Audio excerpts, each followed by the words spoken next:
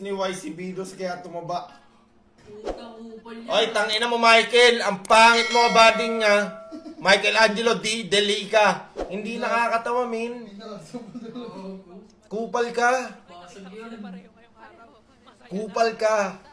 Hindi, legit kupal ka, men. Hindi nakakatawa. Ang inang yan, men. Below the belt yan, tol. Lala mo. Malala ka na, tol. Bobo ka ba? Pine-personal mo na eh. Dinidiscriminate mo na pagiging tao ni Lee. Eventually ay yung dadalawang clash lang na nakita natin. Gago. Guys, yung mga ganyan na tao, men, kulang sa pansin yan, men. Diba? Eh, yun hindi yung best. Kala nila nakakatawa sila kahit below the belt na. Kahit hindi mo makuha yung objective, basta nanalo ka dun sa laban. Men, wag ganyan, tol. Second and last in final clash na nagmarka nung Wala mo, pre. Malala ka na, tol. Grabe, ang ganda. Kasi sobrang poetic kasi si Haji na lang yung natira. Si Haji pa na naka-Angela.